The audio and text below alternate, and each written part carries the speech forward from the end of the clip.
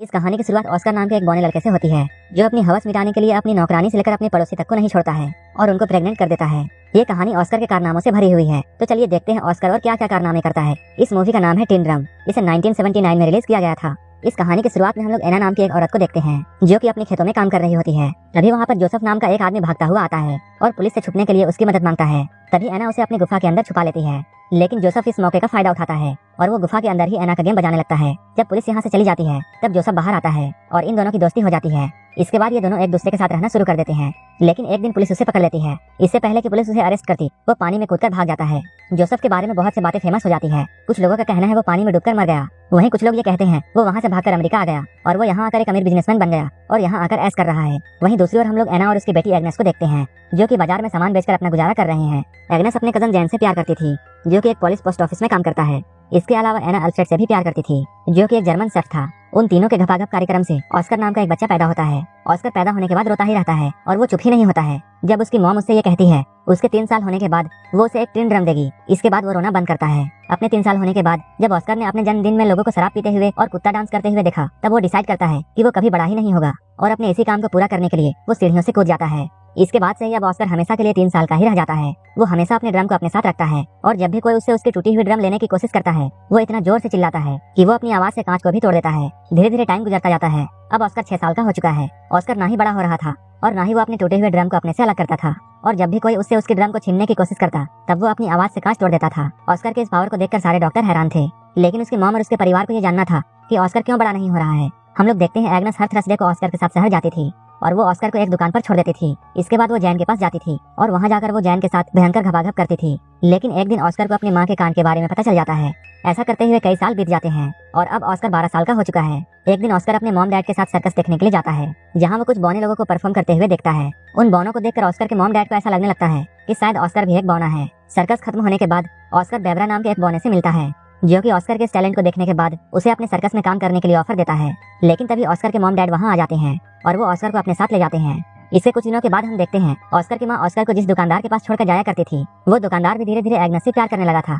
वो उसे और ऑस्कर को अपने साथ लंदन चलने के लिए कहता है, लेकिन तभी एग्नेस उसे मना कर देती है और वहाँ से चली जाती है। इसके कुछ वक्त बाद एग्नेस को ये बात पता चलती है कि वो प्रेग्नेंट है और उसके पेट में जैन का बच्चा है। इस बात से एग्नेस बहुत परेशान हो जाती है और अपनी टेंशन की वजह से वो बहुत सारी मछलियाँ खा जाती है, जो कि उसे खाना बिल्कुल पसंद नहीं था। वहीं उसके पति अल्फ्रेड को इस बात से कोई भी फर्क नहीं पड़ता है कि एग्नेस के पेट में किसका बच्चा है, और वो एग्नेस को सिर्फ खुश देखना चाहता था। लेकिन ऑस्कर के पैदा होने के बाद एग्नेस को कभी भी खुशी नहीं हुई, इसलिए वो अपने इस बच्चे को पैदा करना नहीं चाहती है और बहुत ज्यादा मछलियाँ खाने की वजह से उसे फूड पॉइजनिंग हो जाती है और उसकी मौत हो जाती है। इसके कुछ सालों बाद हम लोग ऑस्कर को देखते हैं, जो कि अपनी टूटी हुई ड्रम को ठीक कराना चाहता है। ये सब उस वक्त में हो रहा था जब जर्मनी पूरे पोलैंड में हमला करके उस पर पूरा कब्जा करने की कोशिश कर रहा था। वहीं पोस्ट ऑफिस में भी पुलिस लोग जर्मनियों पर हमला करने की तैयारी कर रहे थे। तभी अचानक जर्मन्स का उन पर हमला हो जाता है। इस हमले में बहुत से लोग मारे जाते हैं, जिनमें से एक जैन भी था। ऑस्कर इस हमले से किसी तरह बच जाता है और वो यहाँ से भाग जाता है। इसके कुछ दिनों बाद हम लोग देखते हैं अल्फ्रेड एक 16 साल की लड़की जिसका नाम मारिया है, उसे अपने दुकान में काम करने के लिए रखता है। मारिया दुकान के साथ साथ ऑस्कर का भी ध्यान रखती थी। धीरे धीरे ऑस्कर को मारिया से प्यार होने लगता है। ऑस्कर की उम्र भी मारिया जितनी ही थी, लेकिन मारिया को इस बात पर यकीन नहीं था और वो ऑस्कर को अभी भी बच्चा मानती थी। जब एक रात अल्फ्रेड किसी काम से शहर से बाहर जाता है, तब वो मारिया के बेड के पास जाता है और वो एक चूहे की तरह उसके कंबल में घुस जाता है और घपाघप करने लगता है। मारिया को भी ऐसा करने में अच्छा लगता है, इसलिए वो ऑस्कर को नहीं रोकती है। धीरे धीरे ऑस्कर उसके और भी करीब आने लगता है, लेकिन अचानक एक दिन उसे ये बात पता चलती है कि मारिया का अफेयर अल्फ्रेड के साथ चल रहा है और मारिया अल्फ्रेड से बहुत प्यार करती थी, लेकिन अल्फ्रेड सिर्फ उसका यूज कर रहा था।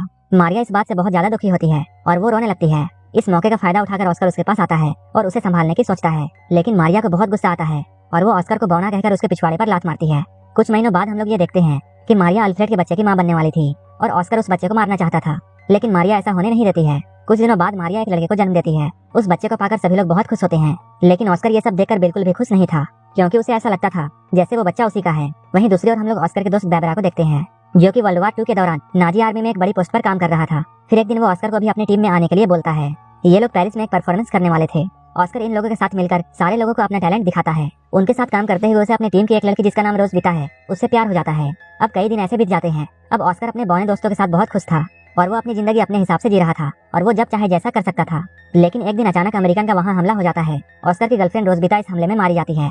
उस हादसे के बाद ऑस्कर अपने घर वापस आ जाता है। यहाँ आकर वो मारिया के 3 साल के बेटे को एक वैसा ही ड्रम गिफ्ट करता है, जैसा कि उसे अपने 3 साल की उम्र में मिला था। लेकिन मारिया ऑस्कर के यहाँ आने से बिल्कुल भी खुश नहीं थी, लेकिन अल्फ्रेड अपने बेटे के यहाँ आने से बहुत खुश था। अल्फ्रेड अपने बेटे को उन लोगों से छुपा कर रखता है, जो कि ऑस्कर को हॉस्पिटल ले जाकर उसका इलाज करना चाहते थे, क्योंकि अल्फ्रेड को ऐसा कभी नहीं लगता था कि ऑस्कर आम लोगों से अलग है। शहर की हालत धीरे धीरे बिगड़ने लगती है। इसके बाद डर के मारे अल्फ्रेड अपने पड़ोसी लीना और अपने बेटे ऑस्कर को बेसमेंट में छुपाकर रखता है। इसके साथ अल्फ्रेड को अपने नाजी होने की बात भी छुपानी पड़ती थी। लेकिन अचानक एक दिन रशियन सिपाही उनके घर पर घुस जाते हैं और वो अल्फ्रेड के सामने ही लीना के साथ जबरदस्ती करने लगते हैं। वहीं अल्फ्रेड को नाजी सिपाही होने की बात छुपाने के लिए ऑस्कर उसे एक चिन्ह देता है जिस पर नाजी होने की बात लिखी हुई थी। तभी अल्फ्रेड उस चिन्ह को निगल लेता है, लेकिन वो चीज जाकर अल्फ्रेड के गले में फंस जाती है और उसकी मौत यहीं पर हो जाती है। अगली सुबह मारियस नाम का एक आदमी अल्फ्रेड की दुकान पर आता है और अब वो उस दुकान का नया मालिक था।